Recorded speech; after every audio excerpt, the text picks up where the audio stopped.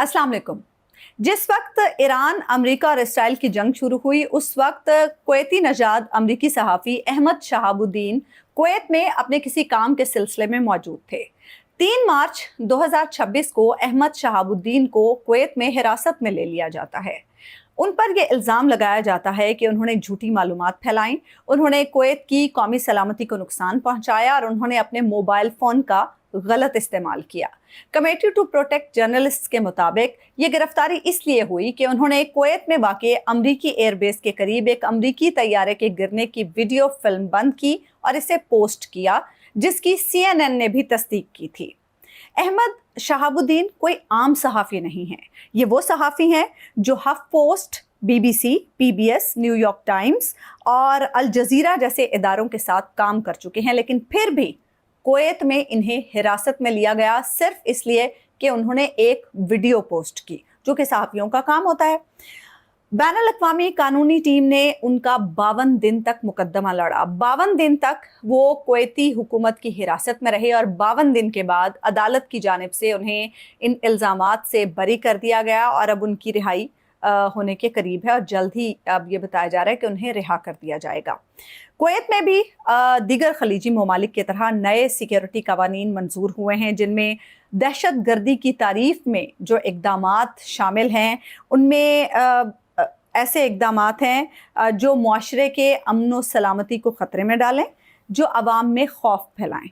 यानी ऐसी कोई भी वीडियो जिसमें जंग से रिलेटेड किसी ऐसे इलाके की वीडियो जहाँ पर कोई ईरानी मिसाइल से तबाही हुई हो या कहीं आग लगी हो, तो ऐसी कोई भी वीडियो अगर कुवैत में कोई बनाएगा और उसे पोस्ट करेगा तो फिर वो इस कानून के ज़ुमरे में आएगा। नए कानून में फ़ौजी इदारों से मुतालिक बयानात या अफवाहें फैलाने पर भारी जुर्माने और सज़ाएं भी आयद की गई हैं। ख़ास तौर पर अगर इन अफवाहों का मकसद इदारों की साख को नुकसान पहुंचाना हो या इदारों को बदनाम करना हो। खलीजी ममालिक में हम देख रहे हैं कि अब तक सैकड़ों अफराद को गिरफ्तार किया जा चुका है और महज इस बुनियाद पर कि उन्होंने किसी ऐसी जगह की वीडियो बनाई, किसी ऐसी जगह की तस्वीर बनाई और या तो अपने सोशल मीडिया पर पोस्ट की या फिर अपनी सेफ्टी के बारे में आगाह करने के लिए कि मैं खैरियत से हूँ, आगाह करने के मकसद से वो वीडियो अपने घर वालों को, अपने ख़ानदान वालों को या अपने फैमिली ग्रुप्स में शेयर की। UAE में भी अब तक दर्जनों ऐसे अफराद को गिरफ्तार किया जा चुका है जिन पर कमोबेश ऐसे ही इल्ज़ामात हैं। गुज़श्ता रोज़ भी मैंने अपनी वीडियो में जिक्र किया। इन अफराद पर इल्ज़ामात हैं कि उन्होंने मिसाइल्स को इंटरसेप्ट करने की वीडियोस और उसके बाद के असरात की वीडियोस, यानी अगर कहीं मिसाइल गिरे हैं तो उससे जो तबाही हुई है उसकी वीडियोस उन्होंने शेयर की या मिसाइल्स को इंटरसेप्ट करने की वीडियोस उन्होंने शेयर की हैं। UAE हुकाम ने ख़बरदार किया है कि ऐसी कोई भी वीडियो शेयर करने पर ऐसे जराइम पर कम अज़ कम 1 साल की कैद होगी और उसके अलावा 1 लाख दिरहम जुर्माना हो सकता है। बहुत बड़ा जुर्माना है ये। बरतानिया में जो UAE के सफ़ीर हैं मंसूर अबुल हौल, उनसे BBC रेडियो के एक प्रोग्राम में ये सवाल पूछा गया एंकर की जानिब से कि इस तरह के जो इक़दामात हैं, ये जो सज़ाएं हैं, ये तो आज़ादी इज़हार राय के ख़िलाफ़ है, ये तो आज़ादी इज़हार राय को दबाने के मुतरादिफ़ है। जब उनसे ये सवाल हुआ तो उन्होंने कहा कि हम इस वक्त हालत जंग में हैं और ऐसी कोई भी चीज़ अगर शेयर होती है हमारे मुल्क में लोगों के थ्रू, तो डेफिनेटली ऐसी कोई भी चीज़ अगर ईरानी हुकूमत के हाथ लगती है तो उसे प्रोपेगेंडे के टूल के तौर पर इस्तेमाल किया जा सकता है। इसलिए हमने ऐसे कवानीन बनाए हैं कि कोई भी ऐसी वीडियोस शेयर नहीं करेगा। मैंने आपको गुज़श्ता रोज़ भी अपनी वीडियो में बताया था कि कई लोग ऐसे हैं जिन्हें ऐसी वीडियोस बनाने पर ना सिर्फ जेल भेजा गया, बहुत सारे लोग ऐसे हैं जिन्हें डिपोर्ट कर दिया गया उनके मुल्कों में। कई बड़े अरसे से वो उन मुल्कों में रह रहे थे, लेकिन उन्हें सिर्फ मुख्तसर सी मुद्दत दी गई कि आप अपना सामान समेटें और यहाँ से चलते बने। तो बहरहाल ये सूरत हाल है। Cut the long story short, दुनिया में अब इजहार राय की आज़ादी कहीं भी मैसर नहीं है और हम पाकिस्तानी جو یہ سمجھتے تھے کہ شاید یہ آزادی ہمارے پاس ہی نہیں ہے. یہ آزادی اب دنیا میں کہیں بھی میسر نہیں ہے. آپ دنیا کے کسی بھی ملک میں چلے جائیں, وہاں پر کیونکہ آپ تھرڈ ورلڈ کنٹریز کے باشندے کہلاتے ہیں, تو آپ کے لیے تو یہ آزادی بالکل بھی نہیں ہے.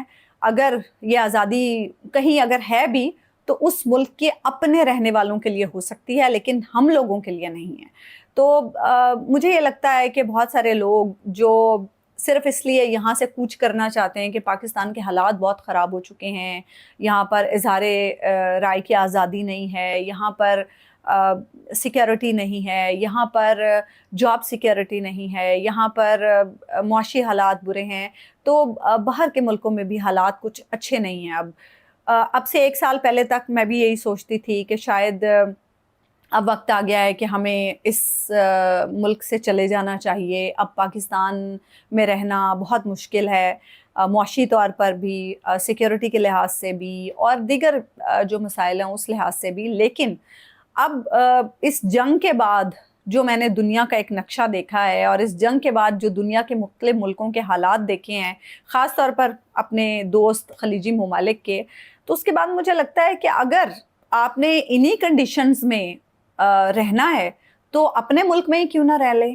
کیونکہ وہاں تو اگر آپ جیل میں جاتے ہیں تو سب کچھ اتنا ایکسپینسو ہے, نہ کوئی آپ کو کوئی پوچھنے والا ہے. یہاں تو پھر بھی کوئی آپ کا رشتہ دار, کوئی دوست احباب آپ کے لیے کوئی کوشش ہی کر لیتے ہیں. وہاں آپ کو کون پوچھنے والا ہے, اور اتنے ایکسپینسو وہاں جو کورٹ کے بھی معاملات ہیں.